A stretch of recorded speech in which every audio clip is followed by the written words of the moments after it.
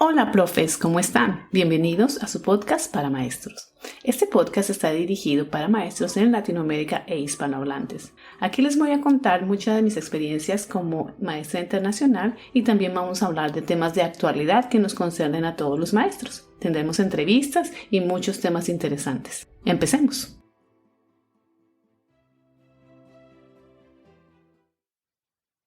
Hola, profes, ¿cómo están? Espero que muy bien. Bienvenidos a su podcast para maestros. Hola, Juan.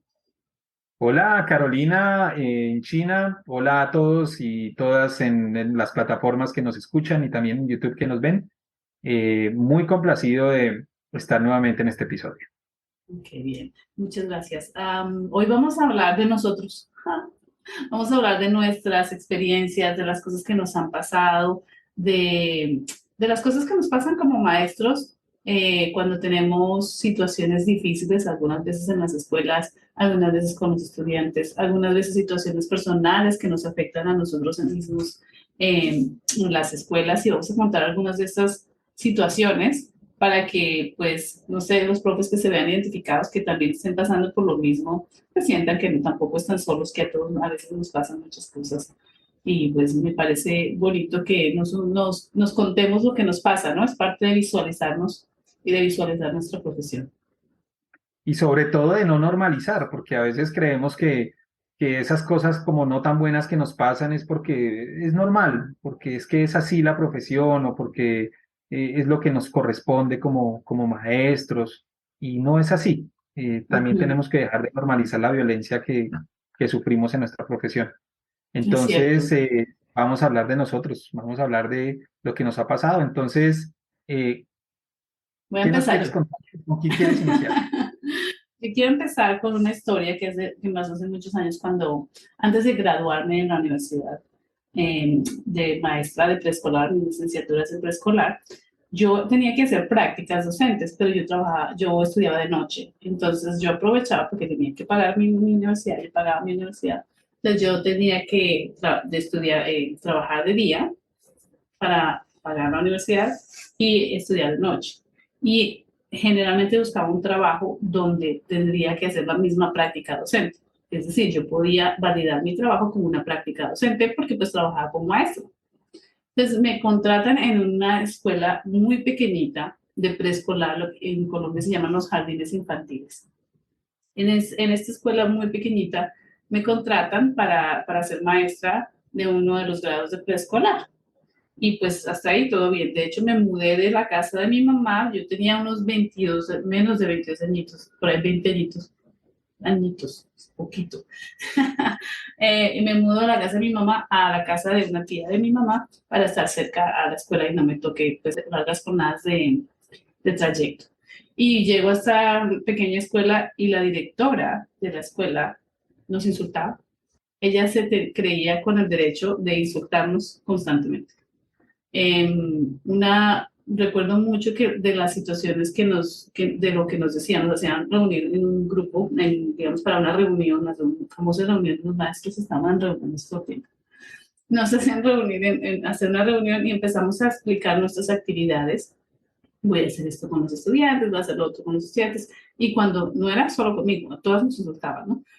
Todas mujeres. Y cuando yo hablaba, cuando otra persona hablaba, nos decía, eso tan estúpido, perdón la palabra, no sé si se puede decir, ¿qué le pasa? Usted no sabe de esto, usted no sabe nada, ¿qué es lo que le están enseñando en la universidad? ¿Usted qué está haciendo? Es que siempre.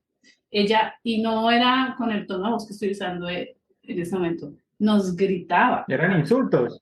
Eran insultos y nos insultaba y nos gritaba y nos gritaba y nos gritaba. Y yo estaba como en shock. Yo apenas estaba haciendo práctica universitaria, ni siquiera me había graduado. Ahí me hubiera podido renunciar a la profesión. Yo solo por eso, pero no renuncié. Sin embargo, yo sentía tanto miedo. Yo era muy joven y tenía miedo de ir a la escuela, de ir a trabajar. Yo me levantaba y de hecho me acuerdo que trasnochaba haciendo manualidades para los estudiantes, porque en preescolar hacemos muchas manualidades. Y yo recuerdo estar terminar mi universidad, que llegaba muy tarde de la universidad, y continuar en mi cuarto, donde estaba donde mi tía, haciendo manualidades de tarjeticas, de no sé qué, para poder llegar a la escuela con algo como mejor, porque esta señora se iba a enojar, nos iba a insultar, no sé qué iba a pasar. Entonces yo no dormía casi por complacer, y ni siquiera organizaba mi cuarto. O sea, yo me levantaba, recogía los papeles, las manualidades y me encargaba todo y me iba a la escuela para poder como sorprender o como satisfacer las necesidades de esta señora. Y eso era un constante día a día, día a día, día. Y nos pagaban el salario mínimo legal, el salario, porque no éramos graduadas, nos pagaban el salario mínimo legal, que no es nada en un país como Colombia. Pero pues me servía para pagar. O sea, a mí me servía el dinero. Entonces yo iba todas las mañanas con mucha ansiedad, con mucho miedo y con mucha cautela en qué la voy a embarrar hoy. ¿Qué malo voy a hacer ahora? Porque claro, se empieza a creer uno la historia que le están diciendo. Uno empieza uno le dicen que como que usted no sirve para esto, como que usted sirve para esto. Y uno empieza a creerse esas cosas. Y así estaba yo en esa ansiedad, en mi, recuerdo tanto ver, recuerdo tanto el cuarto tan desordenado, con papeles aquí, con trabajos de los niños, con esto, porque llevaba todo el trabajo a la casa para poder terminarlo y también tenía cosas de la universidad y tenía que rendir en la universidad, etc. Y eso era mi diario, mi diario. Y hubo un momento en que me cansé, o sea, fue como que un despertar. Me acuerdo que dije, bueno, no vuelvo. Y no volví, no volví. No, no pude volver. Era el nivel de ansiedad y el nivel de miedo que yo estaba desarrollando a ese lugar que yo ya no quería volver, yo no quería ir.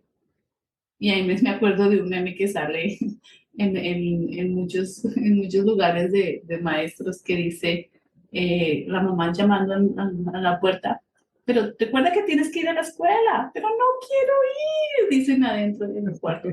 Pero es que tú eres el maestro. Pues así estaba yo. Así, yo no quería ir.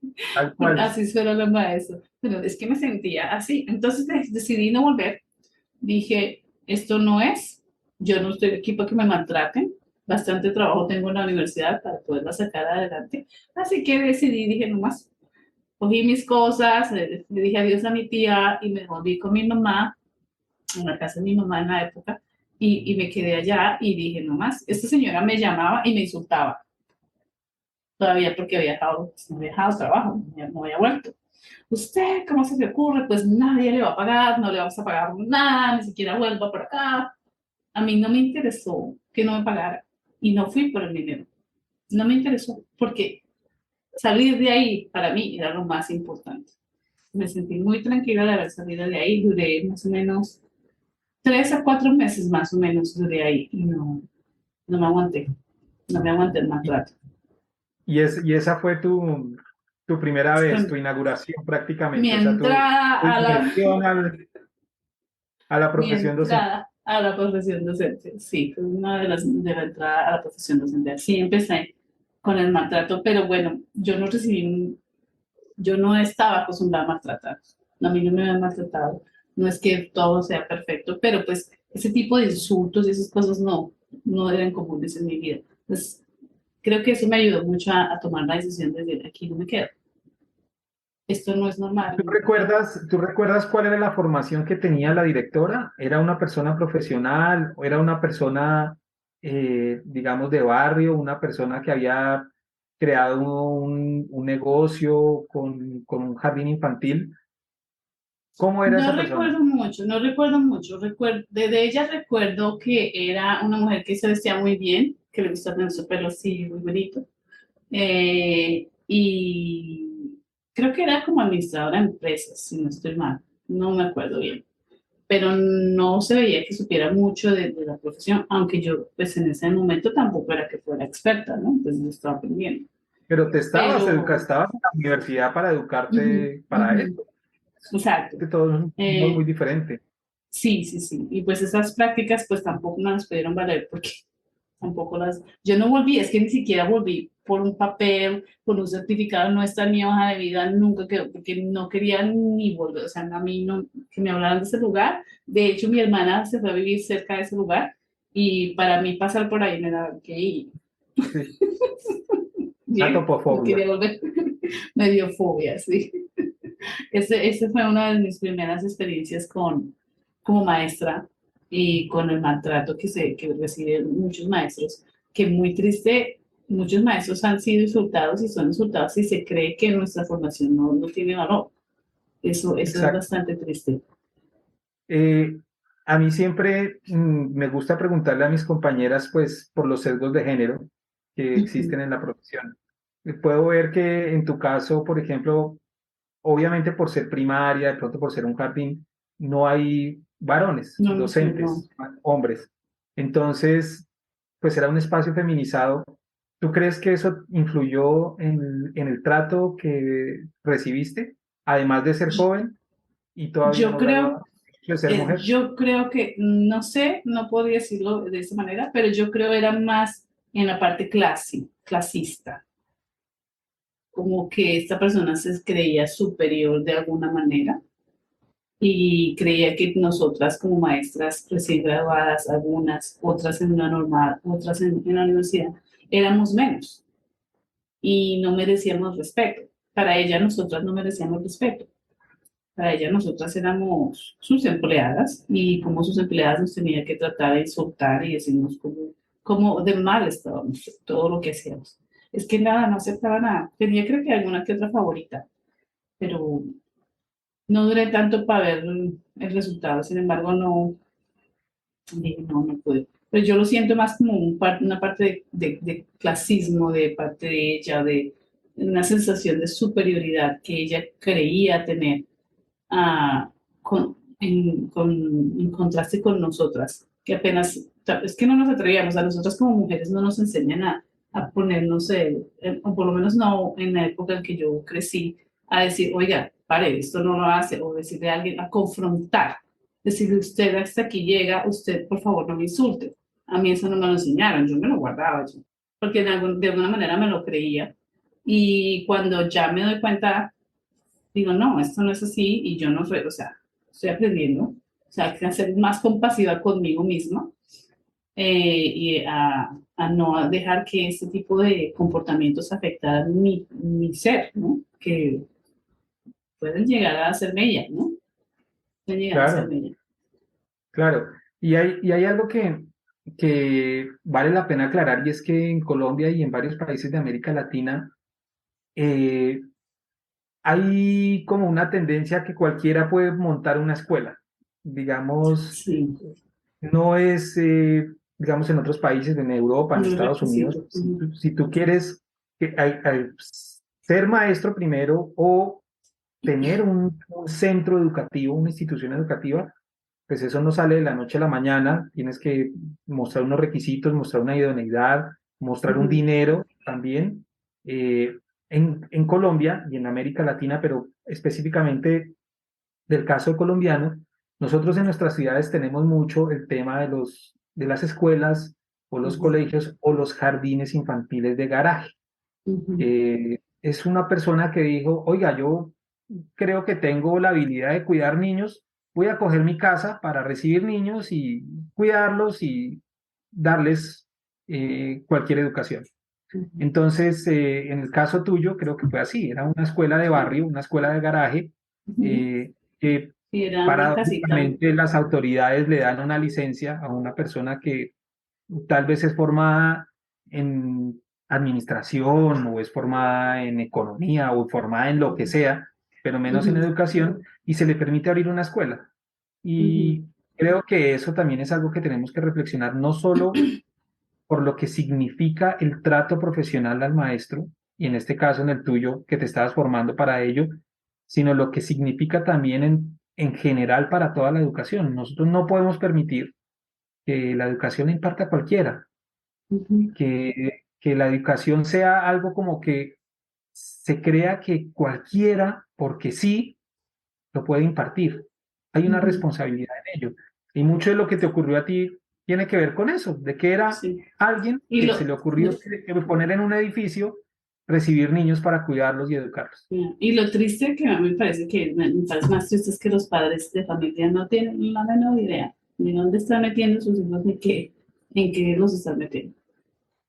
Que no tienen la menor idea o no tienen el conocimiento de que un niño necesita espacios de recreo, necesita espacios donde jugar, donde pueda expresarse, donde pueda tener espacios, ¿no? Entonces, ese lugar era chiquitico con los pupitres o las mesitas todas pegaditas. Esos niños no tenían espacio.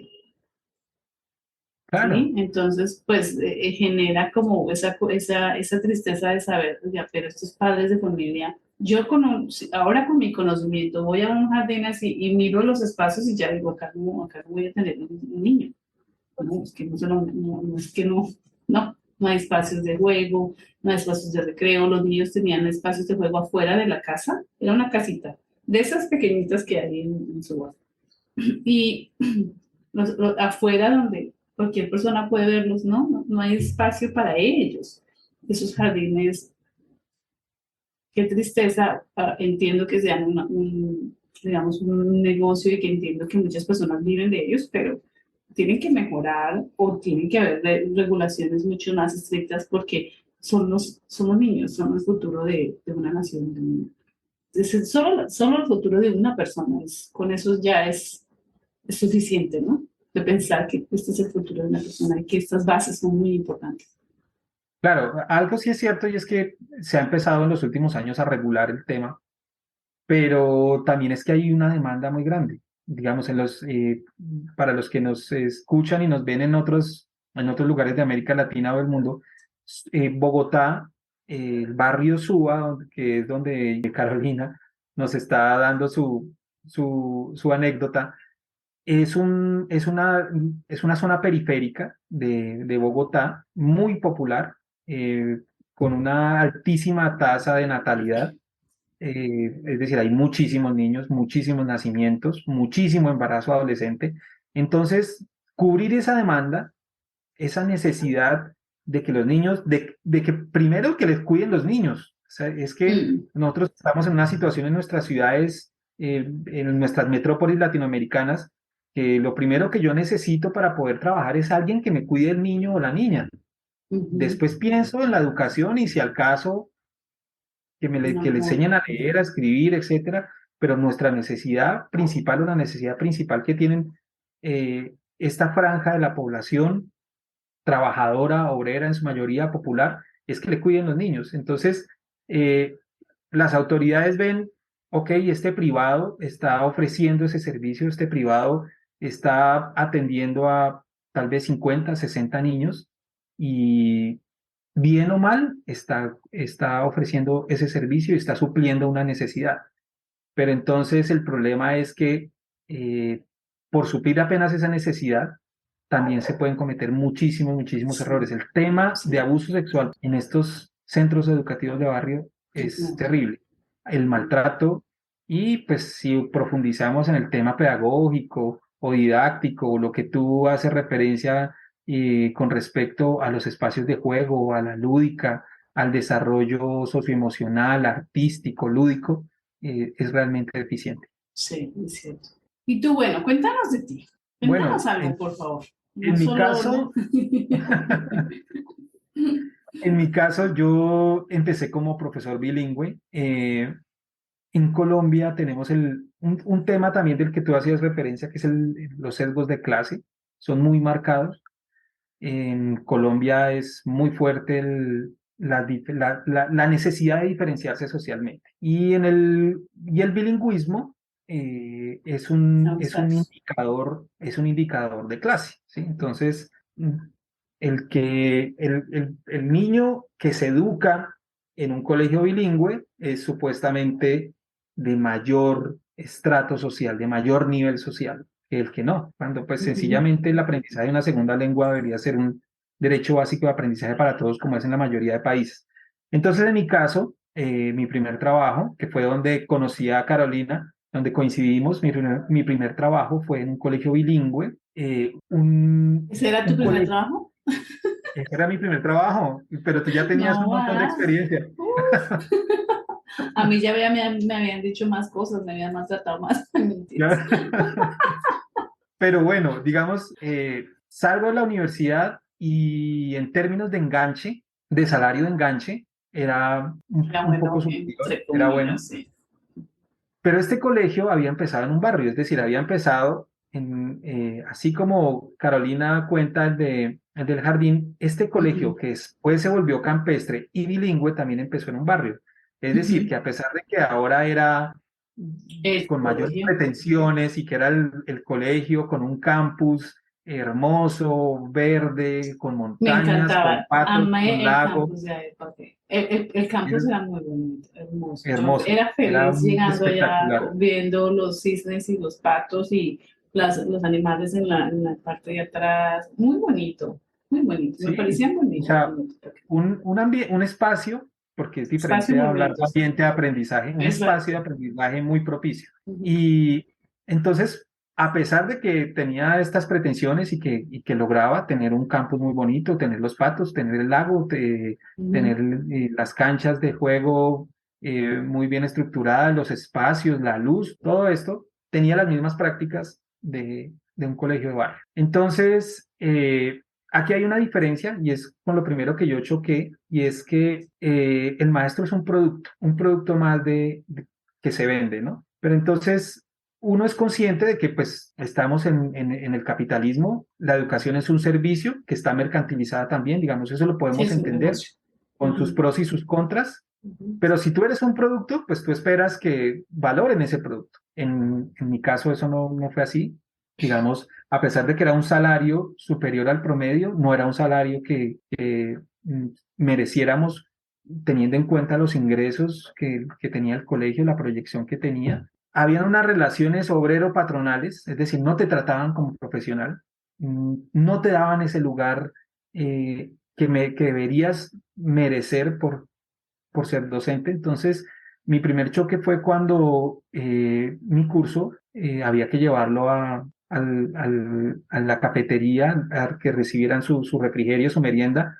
Y entonces lo primero es como, ok, ya usted no deja de ser docente, ahora usted le sirve a nuestros clientes. Digamos, hay cosas que uno hace, digamos, por ejemplo, las De maestras cariño, de pero tampoco. infancia.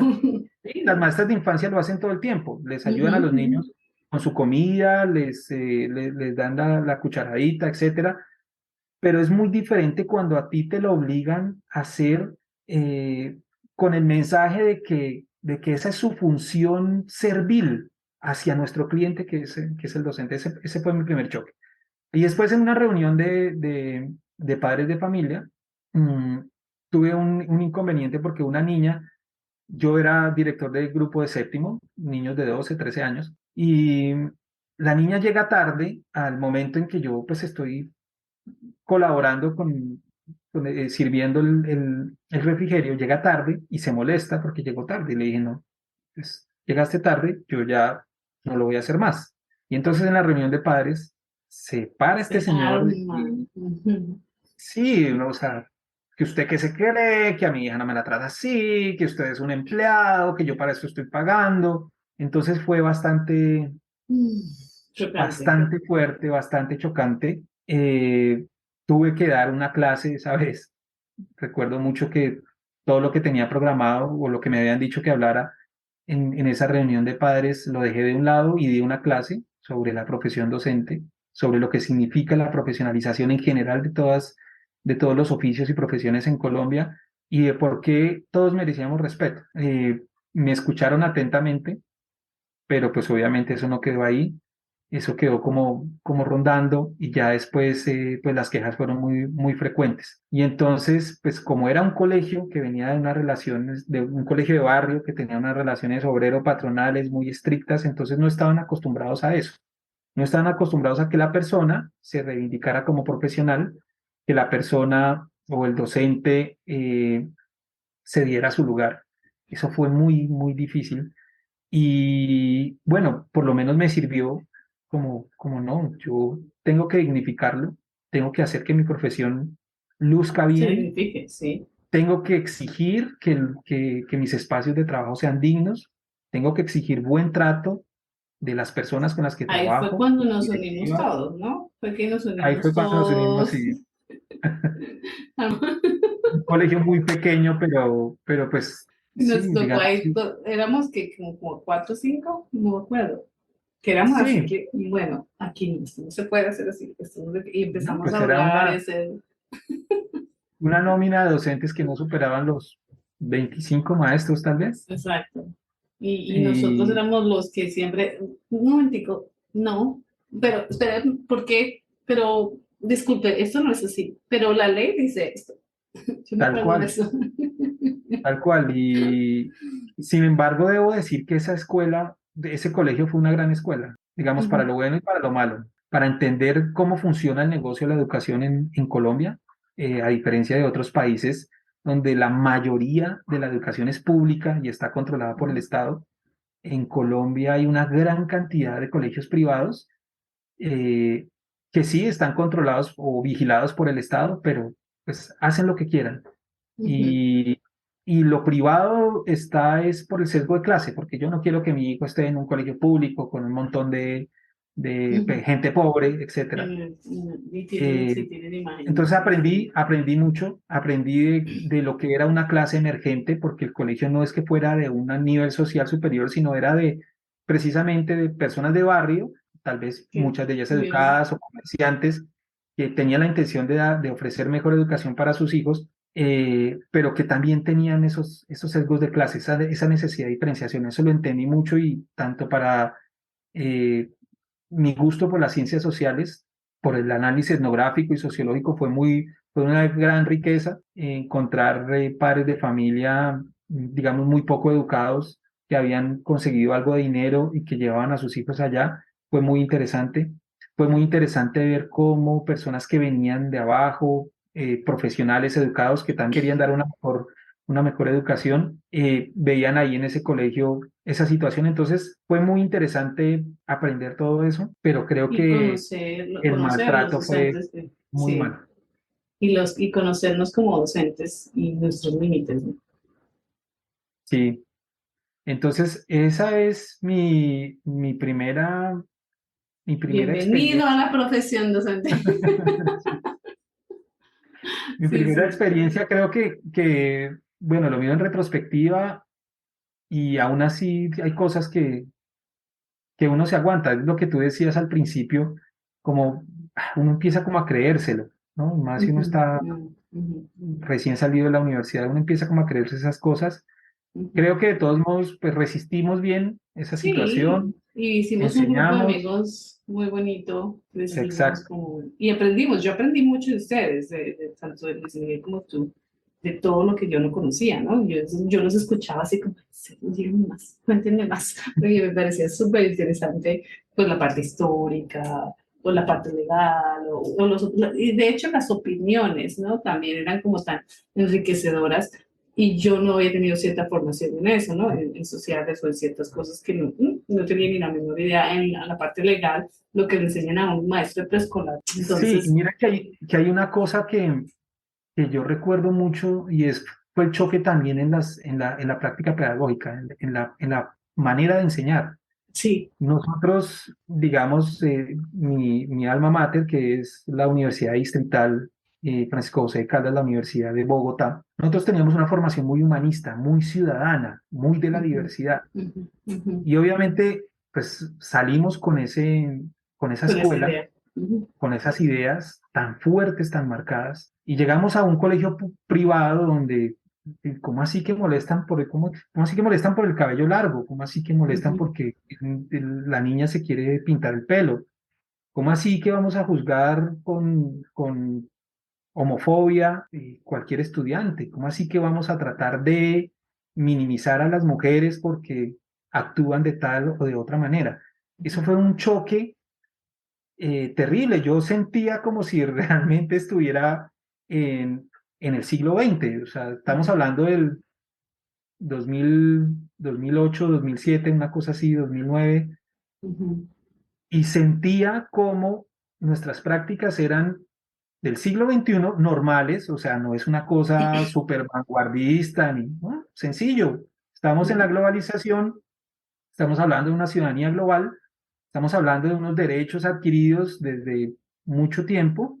Yo Ok, me los acuerdo vamos que a les enseñar en la escuela. los restringieron algunos temas en sociales, ¿no? Fue que te pasó a ti, que te dijeron, este Sí, tema no se sí. enseña. Yo enseñaba filosofía, digamos, me intentaron censurar temas de existencialismo, obviamente todo el tema de género, diversidad sexual era prohibido. Eso Sin me embargo, acuerdo.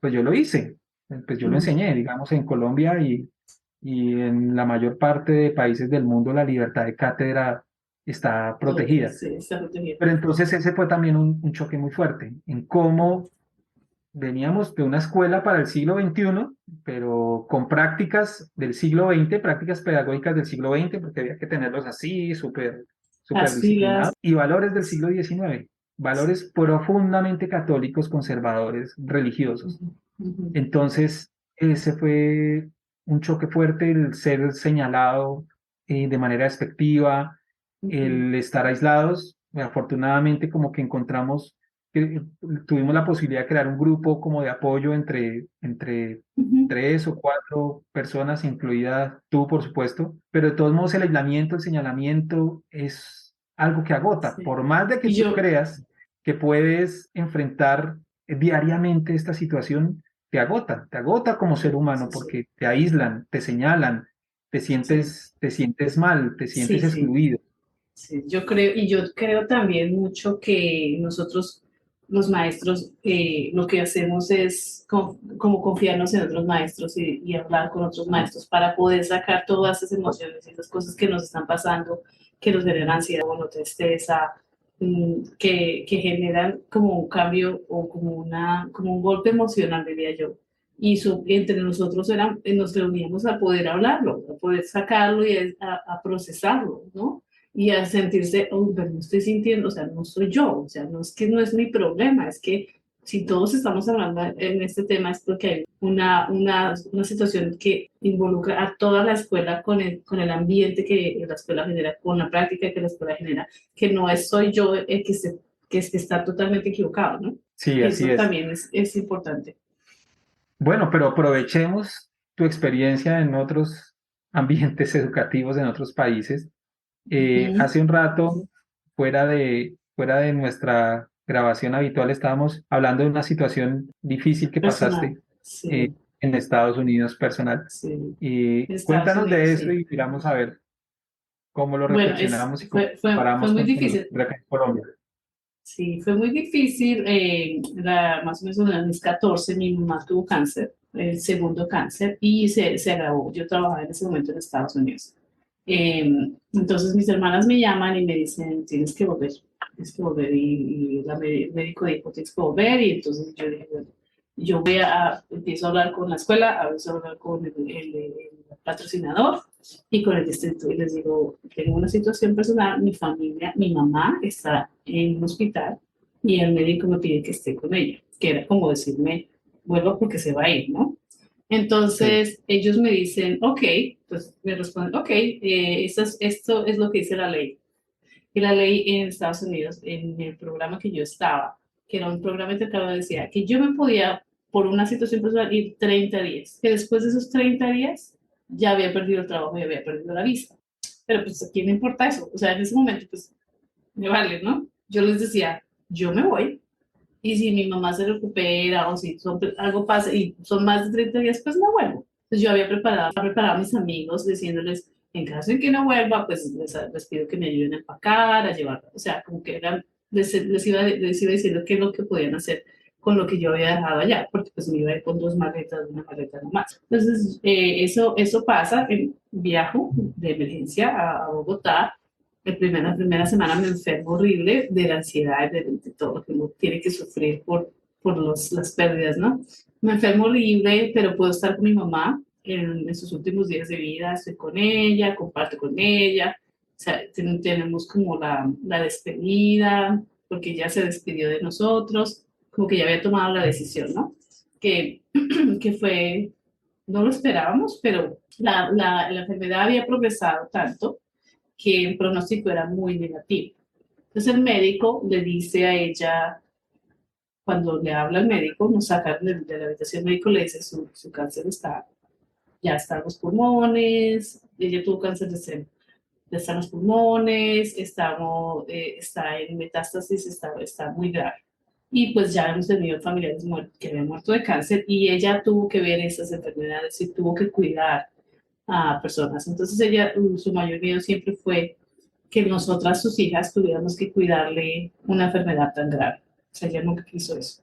Entonces, de alguna manera, le dijeron, vamos a hacer estos procedimientos y vamos a ver qué pasa. Le hicieron un procedimiento, una biopsia del pulmón, sale de la biopsia, pero ella se agrava y un día, pues, ya, yo fui la última persona que me quedó.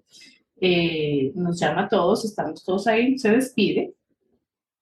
Yo hice todo lo que pude, bueno, toda la parte emocional que puede incluir eso, ¿no? Nosotros todos alrededor de la cama, hablando con ella, dándole permiso de alguna manera, porque, pues, de hecho habíamos buscado opciones como la muerte asistida, porque la enfermedad podía agravarse mucho. Porque vimos, yo estuve en el hospital con ella y yo veía personas agonizando, dolor, con un dolor y suplicando que el dolor no pasara, que no más, lloraban y suplicaban que no podían del dolor. Entonces eso nos aterraba a nosotros, pero pues no, lo hubiéramos considerado, pero mi mamá no nos dio ese tiempo. Entonces ella se despide, me llama por la noche y me dice, mamita, me decía mamita, mamita, no me vayas a llamar porque me voy a dormir. No me vuelvas a llamar, yo me voy a dormir. Y se fue a dormir y ya no despertó. Esa fue su última llamada. Cuando eso fue a las 8 de la noche, no, como a las 7 de la noche, a las 8, digamos que 8:30, 9:30, mi mamá muere y el hospital nos llama y nos cuenta que ha muerto. Y pues el duelo, la situación difícil, ir al hospital, yo no pude ir a la morgue, eso lo hicieron mis hermanas. El entierro, no sé, todas esas cosas que las personas que han perdido a alguien saben, todo lo que hay que hacer cuando alguien muere. Y entonces, en ese momento, pues no habían pasado los 30 días para volver a Estados Unidos. Yo me quedo en Colombia más tiempo porque mi, me entraban las vacaciones, mi mamá murió en diciembre. Entonces me entraban unas vacaciones y yo podía quedarme más tiempo, entonces me quedé más tiempo en Colombia, haciendo duelo, pues con mi familia, despidiendo todo, pues los entierros, todo ese tipo de cosas que pasan. Y me devuelvo a Estados Unidos antes de los 30 días. Eh, y ya en Estados Unidos estábamos, ya pues todo el mundo sabía que mi mamá había muerto, mi sponsor sabía que había muerto, mi jefe sabía, la directora de la escuela, todo el mundo. Y en ese momento estábamos nosotros bajo un programa que era el programa de español. Y la directora del programa de español no era la directora de la escuela, era una persona diferente. Esto es un outsourcing, como decíamos anteriormente. Esto era una compañía que vendía el programa y vendía o sea, vendía el servicio como estos son los maestros que vienen de Latinoamérica, que hablan español, que van a enseñar español. Entonces esta persona tenía un carácter bastante fuerte y nosotros teníamos que cumplir con una misión y era que los estudiantes se aprendieran 100 palabras en un año, que eran palabras como se enseña en inglés se enseñan palabras de uso frecuente para que los niños tengan fluidez al leer, que lean más rápido. Entonces yo estaba en duelo, a mi mamá había muerto y yo no, o sea, yo no podía ser la misma persona, enseñar de la misma manera, porque se había muerto una persona muy importante. Entonces, cada vez que me mandaban una tarjeta, yo me ponía a llorar. O cada vez que alguien, o en la escuela me mandaban tarjetas los otros maestros, o que alguien me tocaba el tema, pues yo no podía, ¿no? Entonces, y los niños me preguntaban cosas y yo como que trataba de no ponerles ese peso a ellos, ¿no? Porque pues no les correspondía. Y yo seguí enseñando, pero no llegué a la meta de que los niños supieran sus 100 palabras. Y cuando esta señora ese día llegó que a agarrar a los niños, pues mis niños nada, o sea, les fue mal en el examen. Y también estaban se portaban mal ese día que estaban todos saltando, estaban todos activos, estaban, así que, y esta señora, y eso fue el día de la madre, que ella llega, ¿no? Y esa señora dice, ¿usted qué hizo acá? Porque estos niños no saben nada, en todo en inglés, ¿no? Obviamente. estos niños no saben nada, estos niños no saben hablar nada, no, miren, miren ese desorden, porque no están callados, porque vienen así desordenados, porque están gritando, porque no sé qué, y empieza a gritarme a frente de mis estudiantes, y yo, como que con mi reacción fue, yo estaba, o sea, era el día de la madre, yo estaba como en shock, y le digo, no le digo nada, porque no tengo en mi naturaleza mucho responder. Simplemente le digo a los estudiantes, vamos, todos, vamos a descanso, vamos afuera. Y la dejo hablando sola. Y no le hablo, no le digo la palabra, no, nada, como si no existiera. Y me voy y ven afuera ya en el parque con los niños, pues ya puedo llorar y sacar como ese dolor y esa tristeza que estaba sintiendo, porque pues era un día especial para mí en ese momento. Y así fue, ese fue un momento muy duro, que pues de esos momentos que no se te olvidan, ¿no? Como que esas son cosas que no se, no se van, no se van. Y muy triste, muy triste. Luego de eso me ponen, como mis estudiantes no lograron una meta, pensando que yo no era muy buena maestra, no que sé qué, me ponen en observaciones. Ellos tenían una estrategia de que si uno no lograba las metas, entonces tenía que observar, otra maestra tenía que observar lo que era, lo que llaman un coach. Pero en ese momento esa figura de entrenador era más una figura de controlador que de De entrenador. vigilancia, claro. Exacto, como de vigilancia. No era una persona que venía y me decía, ven, esto lo estoy haciendo. No, simplemente observaba mis clases. Era otra maestra, le había ido muy bien y no sé qué. Entonces ella observaba mis clases por internet, online, y miraba si los estudiantes estaban. Lo que querían ver era comportamiento, no aprendizaje. En ese momento, querían ver que los estudiantes estuvieran en silencio. Ok, estamos hablando español, o sea, ¿para qué quieres que los estudiantes estén hablando, que estén en silencio en un programa de idiomas? Todavía no me ubicaba en casa. Y así fue, me hicieron como 6 observaciones y feedbacks y te faltó esto y así. Y yo, pues era el momento en que yo, a ver, esta es su observación de 20 minutos, 30 minutos, no va a reflejar todo lo que yo he hecho con estos niños. Y tampoco va a reflejar todo lo que estos niños son, porque yo he trabajado en una de las escuelas más pobres de Estados Unidos en este momento. Eran niños que tenían muchas dificultades en muchos aspectos. Uno es familias disfuncionales, tenían hambre, comida, tenían problemas de acceso a las comidas, tenían pues algunos con dificultades cognitivas, etcétera. Entonces, eso no va a reflejar, una observación no va a reflejar todo lo que tú estás haciendo por esos niños. Entonces, yo ya a esa época ya tenía más seguridad de mí misma como profesional. Ya esas cosas ya no me daban tan duro y ni me las creía tampoco. pero, pero sí que sabía que yo sabía, yo misma sabía que estaba en un duelo y que tenía que vivir mi duelo, que tenía que, pues, que había momentos en los que no iba a poder ser la mejor maestra, pues, ¿no? Y al final de esas observaciones, cuando ya por fin me sacan de la lista de observadoras, de observadas, me dice ella, ah, bueno, bien, mira, ya esto está muy bien, ha mejorado esto, ha mejorado lo otro. Y yo le digo, sí, muchas gracias. Y de hecho le digo, y pues que me gustaría que supieras que este año murió mi mamá y yo estaba en duelo. Entonces, pues es importante que sepas, porque también eso es importante para el observador. Se disculpó, no sabía, y ahí fue un error de comunicación entre la persona que pidió esas observaciones con la persona que hizo el coaching o la observación, que no tenía la menor idea que había un duelo ahí. Entonces sí fue muy difícil, muy difícil. Eso pasa en todos los países, no pasa solo pasa en Sí, Latinoamérica. claro. No, pero bueno, primero muchas gracias por compartir, pues, traer nuevamente esa experiencia que es dolorosa, Mm, pero creo que aquí el problema es que nunca recibiste un apoyo, pues, no, en tu trabajo. no. Ellos digamos, en la escuela en sí, pues tenían eran mucho más como compasivos en alguna manera, no, como lo digo, como que mostraban, me mandaban Empáticos. tarjetas, empáticos, y me mandaban tarjetas, lo siento mucho tu pérdida y ese tipo de cosas. Pero pues todo el mundo seguía trabajando y en Estados Unidos uno trabaja, ¿no? La eficiencia es importante y todo el mundo está trabajando. Entonces tampoco es que hay tiempo para ser empático, tampoco es que hay tiempo para ir a chequear a una persona, ¿cómo estás? Oye, no es que no hay tiempo. Y en las escuelas donde yo trabajaba, pues los maestros estábamos con los niños todo el tiempo, trabajábamos con ellos todo el tiempo, teníamos uno que otra de clase especial, de educación física, arte y música, eran las 3 clases que tenían a la semana, el resto estábamos con ellos.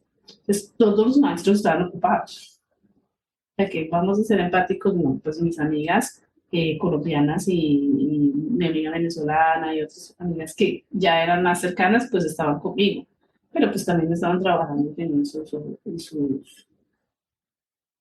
¿qué? Sus vidas.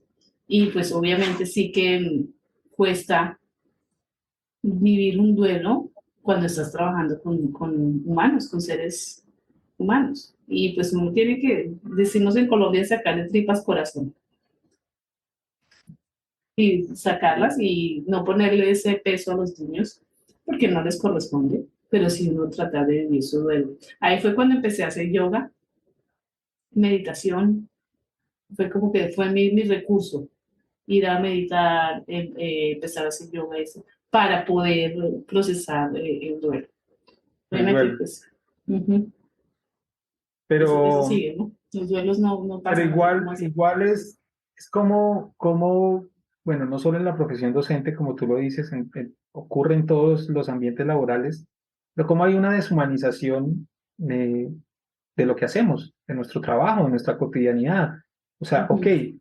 yo cumplo con la formalidad de, de enviarte una tarjeta como escuela, pero, pero no de acompañarte, no de comprenderte. Quizás si yo hubiera sido el coach, eh, mi coaching hubiera sido ese, como, ok, me enteré, Preguntar. me enteré que estás en un duelo, ¿cómo te puedo ayudar? Ella no A que sabía, ella nunca me preguntó. O sea, exacto, ella asumió que yo era mala maestra, que no sabía lo que estaba haciendo. sí, y Fue que lo que tengo que hacer, una assumption. Entonces ella lo que quería era que yo me volara o que no sé. Y el hecho de que no preguntara el por qué esto está pasando, una o por simple qué pregunta, no es más. una simple pregunta hubiera cambiado todo. Tal vez no hubiera tenido tantas observaciones. Yo no era la única observada, había muchas maestras.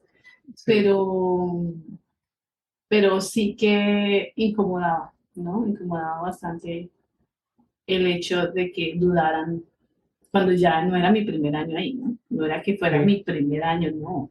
Yo ya llevaba 2 años ahí trabajando en esa escuela y a mí me ha ido más o menos bien. Digo yo, pues, porque ellos miden es por resultados, no por... Pero en mi opinión, lo que yo hice con esos estudiantes y lo que yo vi en esos estudiantes, el crecimiento y cómo aprendieron el idioma y cómo empezaron a entender a abrir sus mentes, para mí eso era suficiente. ¿Sí? De hecho recuerdo por esa época que te hicieron tal vez te dieron como algún reconocimiento, alguna premiación por ser Pero, maestra destacada. pero Recuerdo haber no me visto un acuerdo. artículo sí, o sea, A mí el primer año me recuerdo que entrevistaron sí, en pero Facebook recuerdo sí, haber visto que te hicieron algún reconocimiento, tal vez por alguna presentación folclórica que hiciste, alguna cosa. sí hicimos Recuerdo que lo bueno, reseñaron bastante y bueno, todavía, reseñaron tu trabajo. todavía, todavía los Sí, padres de familia me ponen porque los que ya se volvieron amigos míos, sí. todavía los tengo en Facebook y todavía me ponen ahí ese baile que hicimos con ellos, pero fue otro año, no fue ese mismo año, fue ya más Ah, adelante. bueno, pero bueno, igual a lo que quiero llegar con esto es que ya habías demostrado Sí, ya me conocían. responsabilidad, grandes cualidades en tu trabajo. ¿Cómo no se les ocurre que puede estar ocurriendo algo personal? ¿Cómo No, que lo no tienen sabía. en su checklist, y además porque lo sabía, pero cómo no tienen en su checklist de que algo le debe estar pasando a esta persona? Y punto. Mm, No es negligencia, no es apatía, mm, no es... ganas de dejar todo tirado, sino que sencillamente, pues como todos somos seres humanos y esta maestra está atravesando por una situación personal difícil, tenemos es que apoyarla. Eh, y obviamente, pues ocurre aquí y ocurre allá, ocurre, no sé si te ha ocurrido algo similar en China. Pero en China no, no, mi papá murió cuando después de la pandemia. Sin embargo, yo no compartí, yo decidí no hablar del tema Ok, con nadie en la escuela. ah, Pero no hay punto de todos estábamos comparación. en línea, sí, todos estábamos en línea, todos estábamos en pandemia, todos estábamos en una situación difícil, todo el mundo estaba perdiendo a alguien, ¿no? Entonces, en ese momento, pues yo esa parte no la compartí. No, Sí. decidí que eso era mío y de mi familia y decidí cómo dejarlo ahí. Pero asumiría las veces que estaba enferma en China, un par de veces estaba enferma, me vienen y me visitan los directores de la escuela, me traen flores y me traen frutas, que es lo que más los chinos dan frutas. A Sí, ellos les encanta frutas, frutas, todas frutas, sí. por todo es frutas. Uno llena, llega Nosotros una fruta. también, nosotros Sí, también, creo yo que sí, sí, también es sí. como la fruta y el pan. Bueno, aquí al Bueno, acá menos en no el hay pan. interior del país, en Colombia, se da fruta y se da Aquí, pan. acá es fruta, fruta, fruta, fruta. Entonces, alguna vez me hicieron la cirugía aquí en China y la directora de la escuela se fue hasta mi casa y me trajo frutas y se estuvo segura de que cómo estás, cómo va todo, qué necesitas. Fue bien bonito. ¿Te No sentiste fue, bien? sí, ella fue muy, muy bonita. El hecho que lo haya Y hecho fue es muy sincero. bonito. Sí, sí, sí, sí. Esa directora particularmente me parece una de las personas más bonitas que he conocido aquí, que escucha, que tiene ese don de escuchar al maestro, decir, lo que dices está bien, o puede decirte no, pero podemos mirarlo de otra manera, como que tiene ese don de escuchar al maestro. Por eso en esa escuela duré tres años, 3, 4 años, pero por ella, Ujú. porque esa labor de ella de mirar de mirar la visión del maestro, de escuchar al maestro, me parecía muy bonita. Bueno, te reitero, muchas gracias por compartir tu experiencia. Y yo tendría para decir, además de esto, es que todos sufrimos en nuestras profesiones, digamos, el mismo sistema económico eh, que nos obliga a trabajar de esta manera, pues todos tenemos historias difíciles en nuestros empleos, en nuestros trabajos, todos hemos tenido jefes mm, eh, quisquillosos, Ujú. malas personas, todos hemos pasado por eso, pero yo siempre he sostenido que con la profesión docente debemos tener mucho cuidado y es porque nosotros estamos a cargo de otros seres humanos, así Sí, como por ejemplo el médico está a cargo de su paciente o el bombero o el policía, por ejemplo. las profesiones de Todas estas servicio, profesiones sí. de servicio tienen una responsabilidad con los otros, pero en nuestro caso creo que tiene que ver más también con los niños, con las niñas. Hay una responsabilidad enorme. Ujú, Cualquier cosa que tú digas mal en un aula, que insultes, incluso un chiste mal ujú, dicho, fuera de ujú, contexto, puede acabar con la vida de alguien, su vida ujú. emocional. Entonces, creo que esto es algo de lo que vamos a hablar próximamente y Sí, sí, es sí. cómo atender nuestra salud emocional, Sí, cómo es importante. darnos cuenta de la importancia que tiene que nos cuidemos a nosotros mismos como maestros y como maestras, porque es Porque no fundamental, no solo, solo como no solo, docentes, como personas, como seres humanos, sino lo que significa en términos de la responsabilidad social frente a nuestra profesión con los niños y las niñas que educamos.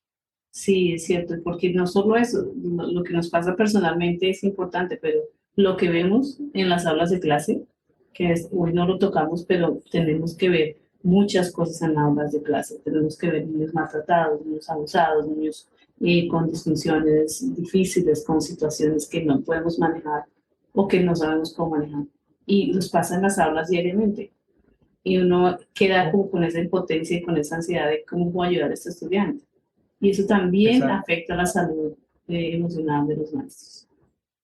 la salud mental. O tener que ver pues, colegas que maltratan también, que eso es sumamente Sí, frustrante. sumamente, sí. Es Bueno, no conocernos, ¿no? De pronto, frustraciones de otros lados, frustraciones de tiempos pasados que podemos llegar a traer al aula y que no es justo con los estudiantes tampoco. así es. Ujú. Sí, muy como triste el capítulo de hoy, ¿no? Bueno, pero también es importante hacer catarsis. Sí, También es sirve. cierto, sí, Y es cierto. compartir eso también libera y ayuda a cerrar ciclos. Por Sí, eso es definitivamente. importante hablarlo. Sí, definitivamente, eso sí. Muchísimas gracias.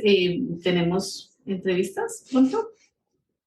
Sí, pues les informaremos próximamente, pero la idea es que tengamos a una persona profesional en el campo de la educación que nos ayude a analizar este tema de la salud mental de los maestros y maestras, cómo esto influye en la profesión docente, qué podemos hacer, cómo podemos ayudarnos entre nosotros a través de grupos, a través de redes de maestros y de Ujú, maestras, cómo podemos ujú. hacer más reflexión sobre esto, que también es reflexión educativa, también es reflexión filosófica sobre la vida, sobre la educación y sobre lo que nos apasiona, que es esto, Exacto, y estar aquí en tendría que la incluirse escuela, en el currículum de los maestros, de los en futuros formación, en las maestros, universidades, en sí, formación de las las universidades de los facultades de futuros educación, maestros. Sí, debería incluirse un tema de salud mental y cómo cuidar nuestra salud mental, así porque es. pues nos pasan muchas cosas y es importante cuidarla, ¿no? Es importante, muy importante. Bueno, muchísimas gracias, Juan, por esta Gracias a bello ti. episodio y pues nos vemos en la siguiente, nos estamos escuchando. Bueno, chao. Un abrazo a todos, profe, síganos en nuestras redes sociales, www.paramaestros.info, Instagram paramaestros.info, no, para maestros solamente, arroba para maestros, YouTube arroba para maestros y Juan, ¿cuál es tu red? En Facebook, Juan Andrés Thompson Sánchez y en Instagram, Thompson Sánchez, @Thompson Sánchez. Nosotros somos de la época de la honestidad, ¿no? La época donde poníamos todos nuestros nombres, apellidos, si queríamos Sí, sí, sí. los cumpleaños, todo. Ahora Sí, ahora no se pone toda la tanta cosa. información posible para que lo Todo. encontraran a uno. Exacto. Sí, Sí, me pongo a mirar eso. Aquí pasa algo curioso en China y cuando salí a Estados Unidos, es que los latinos tenemos nombres muy largos. Tenemos dos nombres, dos y nos apellidos, gusta la decir el mayoría. nombre largo así. Ah, no, sí, todo. Entonces, sales tú del país y la mayoría de países en los que yo he estado, se usa un nombre y un apellido. Entonces, cuando fui Sí, al médico una vez aquí en China, que en China es todavía más corto, porque los nombres son un carácter, y el apellido es otro carácter, o sea, son más cortos o máximo 3 caracteres, lo máximo que tienen como nombres. Y hay una de esas pantallitas que salen, y sale mi nombre gigantesco, largo, y empiezan a deletrearlo, la máquina empieza a deletrear el nombre una letra por letra, y todo el mundo, ¿esto qué fue? Todo el mundo mirándome, y yo sí. voy, entro al médico, me mira el médico, salgo, y Ve y me todavía cuando Carolina, ta, ta, ta. salí, sí, y todavía cuando salí, todavía estaban terminando de deletrear el nombre. No, pues imagínate, pues. No, es Pero mejor bueno, tener un solo nombre y un apellido.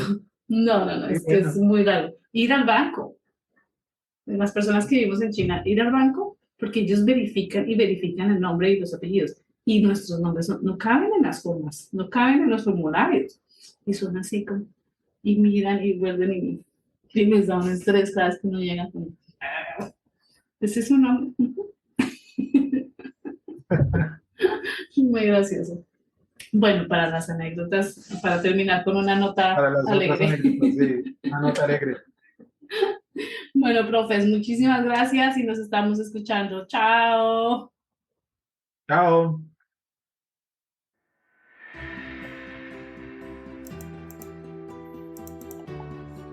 Bueno, profes, hasta aquí va este capítulo. Espero les haya servido mucho, que les haya gustado, les haya encantado, que los haya entretenido, que les sirva la información que les estoy dando.